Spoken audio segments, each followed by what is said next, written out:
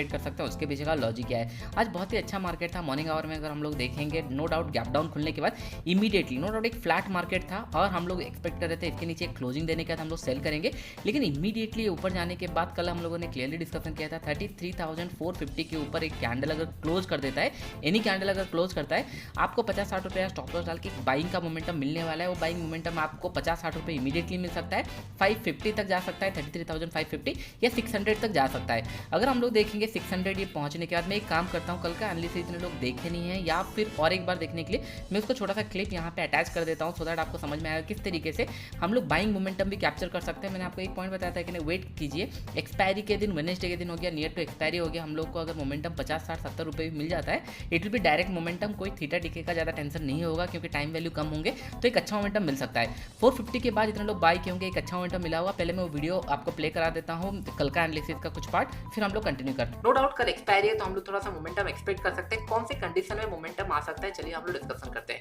First thing, अगर हम लोग अभी यहाँ पे देखेंगे नो डाउट यहाँ पे सी राइटर्स भी होंगे, पी राइटर्स भी होंगे। सी का कहाँ पे राइटर्स होंगे, नो डाउट 34,000 के आसपास बहुत सारे लोग रोल ओवर करके यहाँ पे, या फिर 33,600, 33,500 ये सारे लेवल पे थोड़ा सा एग्रेसिव कॉल राइटर होंगे। क्यों? क्योंकि मार्केट आज इन द एंड में थोड़ा सा सेलिंग प्रेशर रहा है, तो बहुत सारे लोग यहाँ पे कॉल राइट के होंगे। अगर कल गलती से इन द सेंस अगर मार्केट कल पॉजिटिव खुलने के बाद 33,500 के ऊपर या फिर 450 के ऊपर अगर एनी कैंडल क्लोज करता है, सारे कॉल थोड़ा सा यहाँ से एक ट्रेंडिंग मार्केट मिल सकता है टिल 33,600। तो यहाँ पे आपको एक बाइंग का अपॉर्चुनिटी मिल सकता है। 33,450 के ऊपर एक क्लोजिंग दिया, फिर आप 70 से 80 रुपये स्टॉप लॉस डाल के हम लोग प्लान कर सकते हैं एटलीस्ट 50 से 60 रुपये मोमेंटम।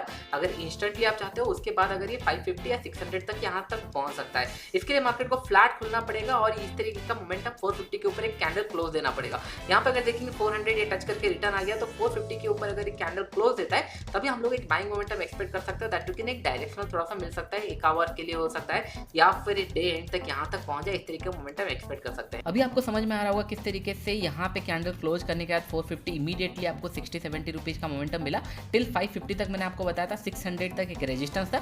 बार बार मैं आपको बताता हूँ जब भी गैप क्रिएट होता है मार्केट में अंदर, it will act as a support और रेजिस्टेंस, और इमीडिएटली बहुत ज़्यादा कॉन्सेप्ट आपको सीखने का जरूरत नहीं है। देखिए मैं नहीं बोल रहा हूँ ये 100% करेक्ट है, मैं ये बोल रहा हूँ कि नहीं यहाँ पे अगर हम लोग सेल करेंगे और स्टॉप लॉस हमें अराउंड अगर यहाँ पे भी कोई सेल करता है स्टॉप लॉस यहाँ पे रखता है, this stop loss is very small. अगर हम लोग पकड़ लीजिए कि नहीं इन बिटवीन यहाँ पे आके प्राइस एक्शन के बाद शॉर्ट करेंगे, थोड़ा सा स्टॉप लॉस ज़्यादा लग सकता है, तो हम लोग क्या किए रेजिस्टेंस पॉइंट में थोड़ा सा वेट किए।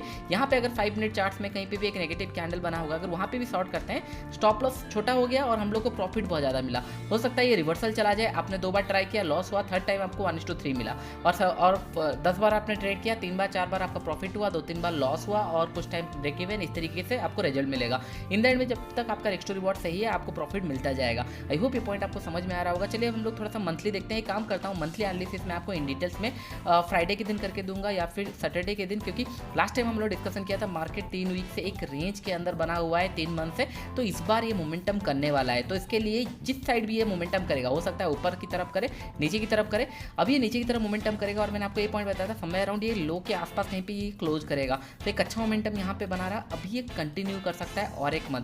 क्यों कंटिन्यू कर सकता है आने वाले टाइम में मैं आपको कल या परसों बताऊंगा। चलिए भी हम लोग 15 मिनट चार्ट्स में देख लेते हैं मंथली एनालिसिस जब करेंगे हम लोग टारगेट कहाँ पे हो सकता है प्लान वहाँ पे कर सकते हैं। अभी अगर हम लोग देखेंगे सिंपल यहाँ पे अगर हम लोग देखेंगे 33,600 ये लेवल थोड़ा सा क्रूशियल होने वाला है। जब तक इसके ऊपर नहीं निकलता हम लोग बाइंग नहीं करेंगे 33,600 के ऊपर। दैट मीन्स 550 के ऊपर हम लोग का बाइंग का प्लान होना चाहिए। इस लेवल के ऊपर हम लोग बाइंग का प्लान करेंगे, उसके नीचे हम लोग जहाँ पे भी नेगेटिव सिनेरियो रहता है वहाँ पे हम लोग सेल करेंगे, क्योंकि मंथ भी थोड़ा सा वीक दिख रहा है। तो अभी प्लानिंग क्या होना चाहिए 33,200 सिमिलर कल भी हम लोगों ने एनालिसिस किया था।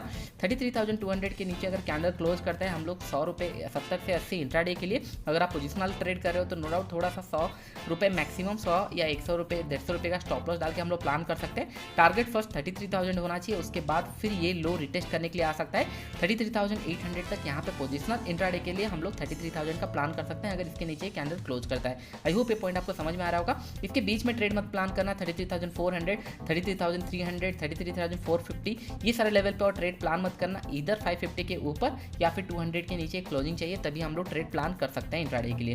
चलिए हम लोग निफ्टी देख लेते हैं। निफ्टी सिमिलर मैनर में मूव किया, नीचे खुला, ऊपर की तरफ गया 15,900 के आसपास। और कल मैंने आपको थोड़ा मना किया था निफ्टी थोड़ा प्लान मत करना, बैंक निफ्टी में एक अच्छा रेंज है, बैंक निफ्टी में मोमेंटम आ सकता है। सिमिलर एक 15,900 के ऊपर एक रेजिस्टेंस था, इसी लेवल पे फिर नीचे आ गया। तो जितने लोग ऑप्शन सेल किए होंगे निफ्टी के अंदर बहुत अच्छा पैसा मिला होगा, क्योंकि दोनों साइड सपोर्ट रेजिस्टेंस था, इसी रेंज के अंदर वॉलेटिलिटी रहेगा और इसी रेंज के अंदर ये बना रहा। अगर कोई भी साइड ब्रेकआउट और ब्रेकडाउन देता तो एक अच्छा मोमेंटम रहता, लेकिन इन द एंड में अगर आप लोग देखोगे एक शार्प सेलिंग आया है। अगर कल 15,700 के नीचे एक कैंडल क्लोज करता है तो हम लोग को टारगेट भी बहुत ज़्यादा मिलने वाला है, क्योंकि यहाँ पे एक रेंज आपको दिख रहा होगा, ये रेंज हम लोग प्रेडिक्ट कर सकते हैं नीचे की तरफ, वहाँ तक पोजिशनल बेसिस में टारगेट होना चाहिए। तो 15,700 के नीचे कैंडल क्लोजिंग 30 से 40 रुपये का स्टॉप लॉस, क्योंकि इसी के अंदर ही हम लोग का क्लोजिंग का टारगेट मतलब क्लोजिंग प्राइस के आसपास स्टॉप लॉस हो जाएगा। और हम लोग का इंट्राडे में टारगेट 15,650, उसके बाद 630 इसी लेवल तक होगा और मैक्सिमम 1600 तक प्लान करेंगे। अगर मार्केट और नीचे आता है तो हम लोग उसको होल्ड करके रख लेंगे। Second thing, one more point, अगर कल गैप डाउन खुला क्वांटिटी कम रखना, क्योंकि अगर गैप डाउन खुला हो सकता है ये नीचे जाएगा या पहले ये रिटेस्ट करेगा, दोनों कंडीशन हो सकता है। अगर ये रिटेस्ट किया इल गोइंग टू सेल, यहाँ पे कोई नेगेटिव कैंडल बना हम लोग सेल करेंगे।